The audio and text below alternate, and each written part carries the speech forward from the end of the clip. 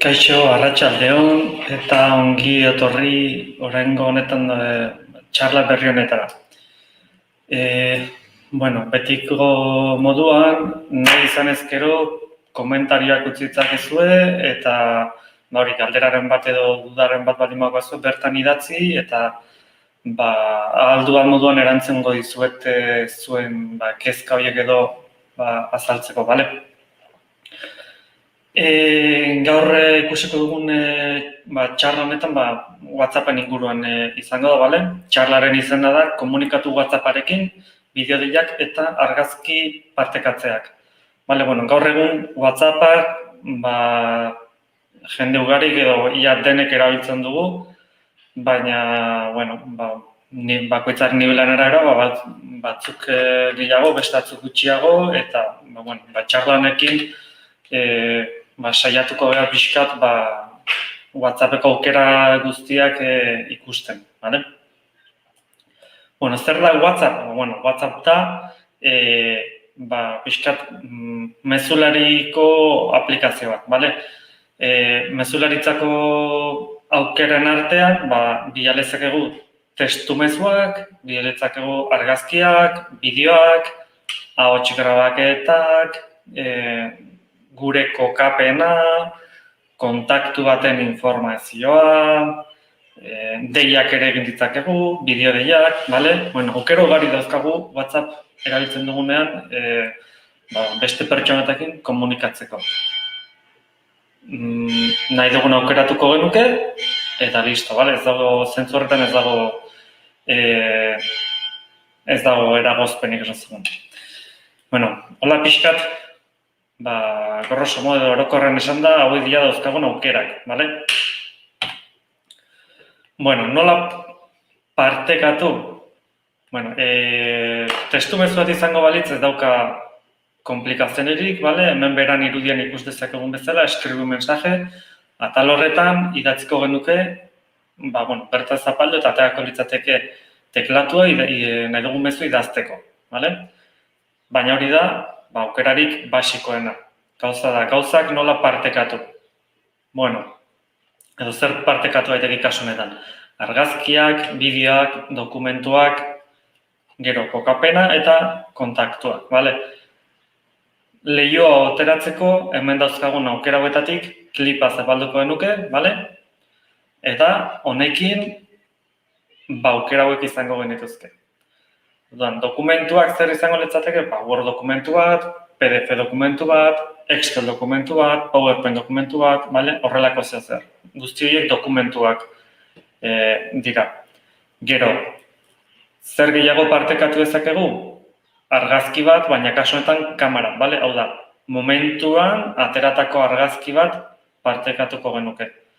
Hortarako daukagu kamera aukera. Eta galeria aukera, aldez aurretik daukagun bideo edo argazkiren bat, gure memorian daukagun, gure telefono edo tabletaren memorian daukagun bideo edo argazki bat aukeratuko genuke, eta hori partekatuko genuke, bale? Horretarako daukagu galeria aukera. Ondoren, audio. Audio aukerarekin, bideo eta argazki egin antzera, baina kasu honetan, audioko mezuak bilatzeko, bale? Audioko artxiboak esan ezagun. Gero, kokapena hori, ubikazion. Guzti honek ondo funtzionatzeko, gauza da mobilean lehenengo, GPS edo ubikazioa aktibatuko genuke, bestela automatikoki aterako da mezu bat, esanez, ea aktibatu nahi dugun edo ez, bale? Erabili nahi dugu, aktibatuko genuke GPS-aren funtzio hori, aldez aurretik ez badaukago aktibatuta, eta honen bitartez gure kokapena partekatuko genuke. Eta azkenekoa, kontaktuak, bale? Adibidez, beste lagun batek ezagun baten telefonoa eskatu ezkero, telefonoa idatzi ordez, honen bitartez, aukeranen bitartez, horren informazioa bidaltzeko aukera izango genuke, bale? Ondoren ikusiko dugu, gutxi gora bera, bakoitzaren pausak zeintzuk diren, bale? Orain arte, pixkat gainetik esplikatu dizkizuet, baina orain ikusiko ditugu banan zeintzuk diren atal horiek, bale? Bueno, fitxategiak edo artxiboak partekatzeko, tamaina maksimo bat daukagu, bale? Gehienezko tamaina bat. Irudietan eta bideoetan, 6 mega, dokumentuetan 1 mega, eta gero audioetan iraupena mugatu da. Audio artxibo bat, ezin da pi orduko audio artxibo bat izan. Orduan, segun zer bidali nahi dugun, gauzai kontuan izan barrika. Bestela gero arazoak izan ditzakegu eta artxiboa ez dugu utziko bidaltzen. Hemen ez dago asko esplikatzeko, limite hauek,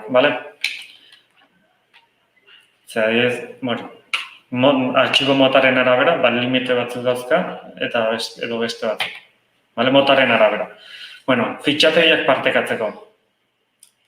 Nola partekatzen dira fitxategiak? Hemen agertzen zaizkigun 4 aukera dira kamera, atera, eta gero argazki edo bideoa unean bertan atera. Lehen komentatu izan bezala, genukan kamerako aukera eta kamerako aukera horren bitartez, egiten duguna da, momentuan bideoa edo argazkia atera eta hori bidali, hori partekatu. Bigarren aukera izango litzateke, galerian sartu, aldez aurretik ez dizuet esplikatu hau, ikon hauen artean dauzkagu bi aukera, kliparekin aukera guzti hauek dauzkagu, eta bestarekin kamerako ikonoren bitartez egin dezakegu bai argazkia edo bideoa bidali. Baina momentuan ateratzen dugun argazkia edo bideo izan behar da. Honen gauza bera da, bi modu dauzkagu gauza bera egiteko. Klipari eman eta gero kamerako aukera hartuta edo zuzenean ikono zapalduta. Gauza bera da, Orduan, hemen daukagu lehenengo aukera, kamera aukera hori izango litzateke, edo zuzenean kamerako ikono hori atera edo klipean eman eta gero kamera aukera. Hemengo bigarren aukera izango litzateke, klipa zapaldu eta gero galeriako aukera. Orduan, galerian leko aukera izango litzateke, lehen komentatu dizuedan moduan, galerian dauzkagun bai bideoak eta bai argazkiak, Galerian izan daiteke mobileko memorian edo mobilean txartel, memoria handitzeko txartel bat ere baldin badukagu, edo mobileko memorian edo beste memoria ekstra horretan, dauzkagun argazki edo bideoak hartu dezakegu gero partekatzeko, Hori izango litzateke hemen agertzen den bigarren aukera, klipa galerian sakatu.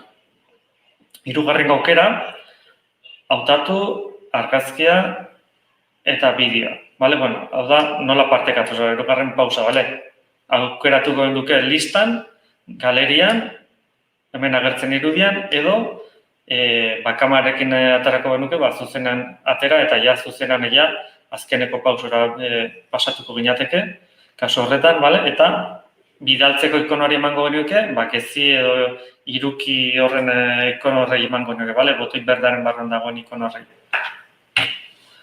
Hori da partekatzeko moduan, berdin dioz sistema aukeratu, beti berdin izango litzateke.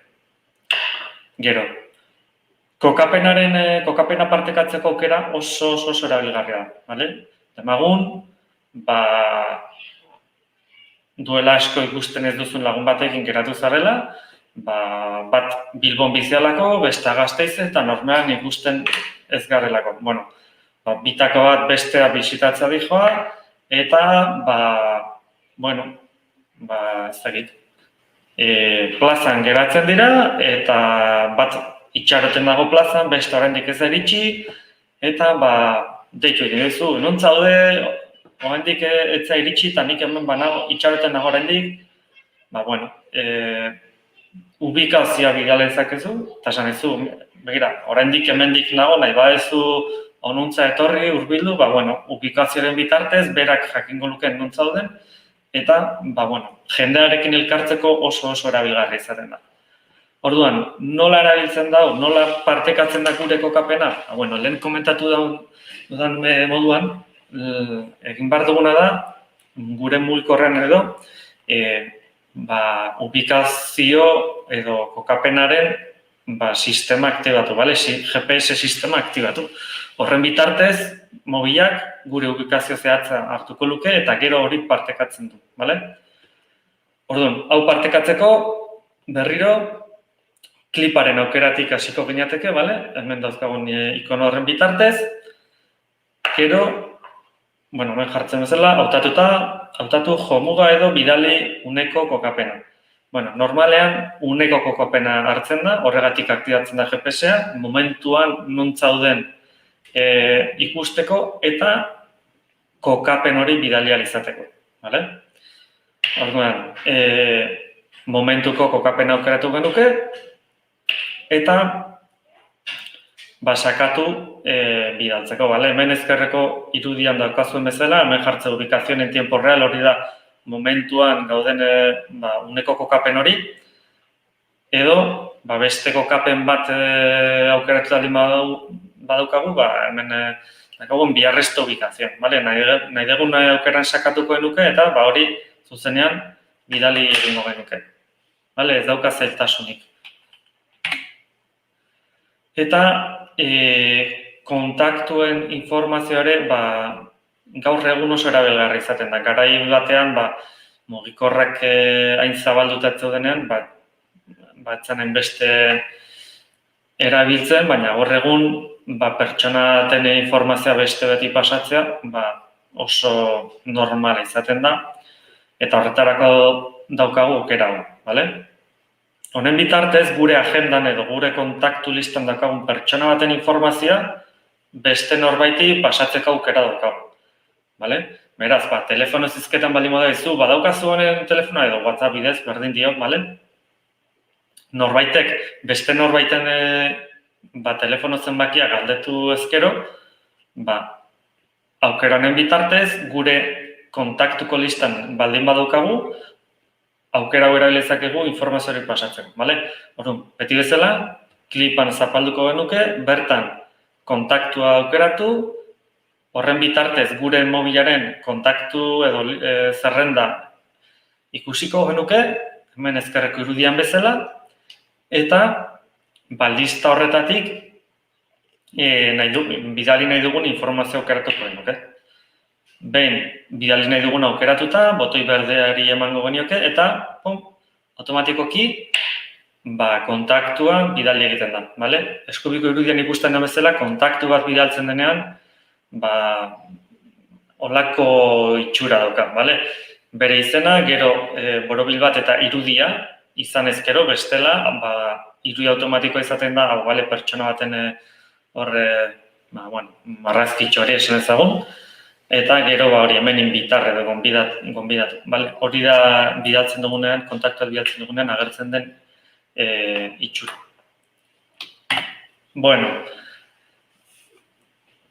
Orain ikusiko duguna oso modan jarri da batez ere pandemiaren gaiarekin, bideo deiak egitearen asuntoa.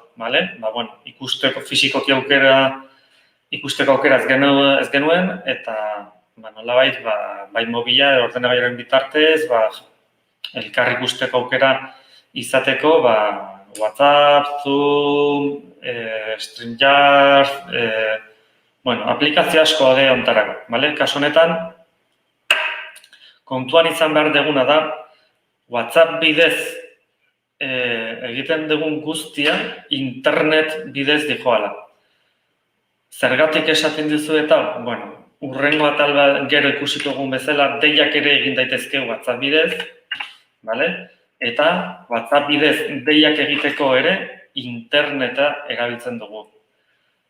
Telefonoaren zat kontratatzen dugun linea hori, berez bi linea kontratatzen ditugu, bat telefono linea, dei normalak egiteko eta SMS-ak eta bidaltzeko, eta bigarren linea hori esan ezagun interneteko zerbitzua dela. Beraz, ulertu behar duguna da, dei normalak egiten ditugunean, hau da, gure mobil hartu, kontakturako listara joan, aukeratu eta deitu egin ezkero, hori dei normal bat izango litzateke, bale? Eta WhatsApp bidez egiten dugunean, hori internet bidez egingo genuke. Beraz, WhatsApp erabiltzeko, bai mezuak bidaltzeko, artxiboak, irudiak, bideoak eta partekatzeko, bideo-deiak egiteko, deia normalak egiteko, beti interneta behar izango dugu. Bale? Bideo-dei bat egiteko, lehenengo, erabiltzailea aukeratzen dugu, goialdean daukagun ikonotatik, kameraren ikona aukeratuko genuke, hemen ikusten dugun bezala, eta gero, aukeratu, kasu honetan ez gero hori ikusiko dugu, nolabait, berari dei bat izango balitz bezala egiten zaio, eta berak bateia hartu edo ez, bale? Gauza da, kasu honetan, bideo-deia izango litzatekela, baina prozesua berdina da. Bideoiak ere badauzkate limite batzuk, logikoa den moduan. Gehienez 8 parte hartze dira, pandemiaren aurretik uste bakarrik 4 zirela, baina hau aldatu egin zutela esango nukenik. Eta gero, behin hemen, nolabait, bideoia egin, sortuta daukagula, bat bestarekin elkarrizketan gaudela, goian eskubialdean daukagu ikono hau, bale? Eta hemen ere ikusten duguna, bale? Parte hartzaile gehiago gehitzeko, bale? Hau da, hasiera batetik beste batera bideo-dei bat izango litzateke, hau da, 2 pertsonen arteko bideo-deia, eta bideo-dei horretara jende gehiago gehitu nahi bali dugu, hori 8 pertsona maksimo daukagu, beraz beste 6 gehitu ditzakegu bideo-deiara, ikono horren bitartez egingo genuke, bale? Denboraren mugatua da, hau da, ezin gaitezke hor 24 ordu geratu gabe egon, bale? Ez da, iraupena baino ez dakiz zenbatekoa zen, baina ezin gaitezke 24 ordu egon bideo-dei bat egiten. Eta gero, oso gomendagarria, Wi-Fi-ko konexioa erabiltzea bideo-deiak egiteko, bale? Bideoa beti interneteko kontsumo handia izaten du, bideoa izaten duen edozein sistema.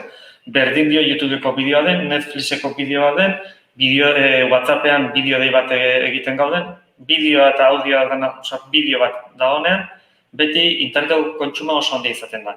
Beraz, Wi-Fi-ko konexioa gomendatzen da, alde batetik Wi-Fi-ko konexioa abiadura handiagoa izaten duelako, eta kobertura arazoak normalean izaten ez ditutelako, bale? Azkenean, telefono batean edozein mugimendua kobertura hori aldatu dezake eta kobertura asko jaisten baldin bada, deia moztu daiteke, irudia galdu edo hor arazo desente sortu daitezke. Wi-Fi-ko konexioa normalean askoz establegoa izaten da eta horregatik gomendatzen da beti bideoiak egiterakoan Wi-Fi-ko konexio bat erabiltzea, bale? Mobileko interneta ere erabili dezakegu, hau da, Euskaltel, Movistar eta guzti hauek nolabait ematen diguten interneta ere erabili dezakegu, gure mobileko interneta esan ezagun. Baina ez da gomendatzen, kontratatzen ditugun plan horiek normalean interneteko kontsumoa mugatuta egoten delako.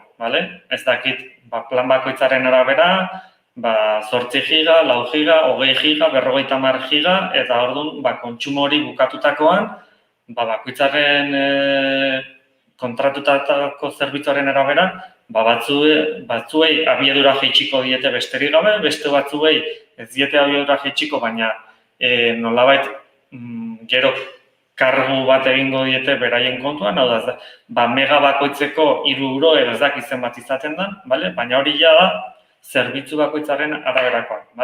Beraz, bideo-deiak egiten ditugunean, ez da derrigorrezko, baina bai oso gomendagarria Wi-Fi-ko konexioa erabiltzea. Interneteko, mobilaren interneteko kontsumo hori nolabait ez agortzeko. Orduan, nola egiten da? Bueno, lehen esplikatu izuet, baina irudi hauetan hobeto ikusten da. Lehenengo erabiltzaile bat aukeratzen dugu, idazteko konbertsazioat egingo bagenu bezala, eta goran daukagu ikonoa, kamararen ikonoa. Bertan sakatu, eta beste pertsonari agertzen zaiona, hau da, dei bat izango balitz bezala, orduan, kamararen ikonoa, muituko genuke goruntza, gezik adierazten duten bezala, eta listo. Horrekin, nolabait, biodeia hartuko genuke. Ez dauka zaitasun handirik. Beste dei normal bat izango balitz bezalakoa da. Eta deiekin, gauza bera. Kasu honetan, deien ikonoa, hemen daukagu, kamararen ondoko ikonoa da, eta hemen ere datuen kontsumoa ere badago, baina lehen komentatu dizuetan bezala, bideodeien kasuetan askoz garrantzitsuagoa da interneteko kontsumoa, askoz handiagoa delako. Hemen ere pertsona gehiago gehitu daitezke nolabait dei horretara, bideodeietan egiten dugun bezala. Eta hemen ere, denbora mugatu bat daukagu, deiekin, egun osoa ez pasatzeko. Hori, bai bideoien eta bai deien normaletan hori, oso garrantzitsua da, wifi batera konektatzea gauza hauek egiteko. Ez da derrigorrezkoa izango, baina bai oso gomendagarria. Bestela, kontratatutako datuen kontsumo hori oso handia izango da, eta oso posible da, batez ere bideoiekin, kontratatutako zerbitzu hori nolabait agortzea. Bideoiekin egiten zan bezala, baina kasu honetan telefonoaren ikonoa zapalduta, nolabait deia egiten dugu, beste pertsonari horrela agertzen zaio eta deia hartzeko ere gauza bera da. Ikonoa geziaren zentzuan mugitu eta deia hartuko genuke. Eta, lehen ez dizuet esplikatu, baina kasu honetan irudian ikusten den bezala, dakagu mikro bat, dozen momentutan gure ahotsa nolabait blokeatu nahi baldin badugu, ez dakit, imaginatu ezagun etxen gaudela, eta etxeko beste norbait zozerrek galdezka dator, eta zuk erantzunekin nahi duzu, baina WhatsAppen dagoen beste pertsona ez duzu nahi esaten diozuna entzutea. Hemen daukagu muteko aukera, soinuak kendu ahal izateko, gero berriro aktibatzeko berriro zapaldu, eta listo. Bideodeien kasuan bi aukera dauzkagu, alde batetik soinua, orain esplikatu dizuedana, eta gero bestaldetik irudia, bideoaren irudia ere ezkutatu dezakegu. Nahi izan ezkero ere, momentu batean, bideoaren irudia beste pertsonak ez luke ikusiko, baina mikroaktibatuta baldin baukazu, berarekin hizketan egon zaitezke. Eta nahiz eta irudia eta bai soinua kendu, beste pertsonak zuri ez dizu ikusiko eta ez dizu entzungo, baina zuk bai entzun dezakezu beste pertsonak esaten duena edo elkarrizketan jende gehiago baldin badago, hori beraiek esaten dutena eta beraiek ikusi, ere, egin dezakegu, beraien kasuan dana aktibatuta baldin baukate. Beraiek ere aukera hori badukate bai irudia ezkutatzeko eta bai soinua kentzeko. Horren hau da pixkat, horrelako aplikazioetan danak izaten dituzte aukera hauek. Berdin dio ordenagailuan webgune baten bitartez, edo mugikorrean horrelako aplikazioet erabilita, adibidez Telegram, WhatsApp, Zoom, Jitsi, aplikazio asko daude gauza betarako, eta danak aukera berdinak dauzkate orokorrean. 90% berdina izaten da, Orduan, danak daukate aukera partekatzeko bai dokumentuak, bai bideoak, bai argazkiak, gero kontaktuena okarrez bana hori badaukate, ubikazioarena hor jandu daukat, eta gero bideoen eta dei normalen kasuan ere, Skype eta ez Zoom barkatu, Jitsi, Telegramek ere badauka aukera hori, danak izaten dut aukera hori, soinua izkutatzeko edo bideo izkutatzeko, hori denek izaten dute, bale? Orduan, labur bilduz, kontuan izan beharra daukagu, gauzak partekatzerakoan, partekatutako artxibo motaren arabera, limite bat izango dugula, bale? Argazkiak eta bideoak 16 mega, fitxategiak baldin badira 100 mega, adibidez, Word dokumentuak, PDF dokumentuak, Excelak, bale? Horiek 100 megako limite bat izango dute. Eta gero bideodeiak edo deiak egiterakoan, hemen muga jartzen du, muga badaukate, eta gehienez 8 pertsonarekin egin dezakegu bideodei edo dei horiek, bale? Oraingoz, ez dakigu hemendik gutxira aldatu duten, jende gehiago onartu duten, jende gutxigo, ez dakigu. WhatsAppak ere badauka webguneko aukera, eta webguneko sisteman, bai irudiak, bideoak edo fitxategiak partekatzeko aukera ematen du, baina deiak eta bideodeiak egiteko oraindik ez dute aukera hori aktibatu, bale? Proba egiten badaude, hori publikoki esan dute eta ikusi da, pertsona batzuei aukera hori eman dietela, bideodeiak eta deiak webguneko sistema horren bitartez egiteko, edo ordenagailuan aplikazio instalatuta horren bitartez batzuk egin dezakete, baina orokorrean eta jende guztiarentzat ez dago erabilgarri oraindik, baina, uste da, hilabete batzutan, ez dakit noiz izango da, aukera hori nolabait ere zabalduko dela ordenagailuan erabili ahal izateko, bale? Ze azkenean, telefono erabilita, 5, 10, 15 minutuko gauza danean, bale? Hor besoa luzatuta ondo.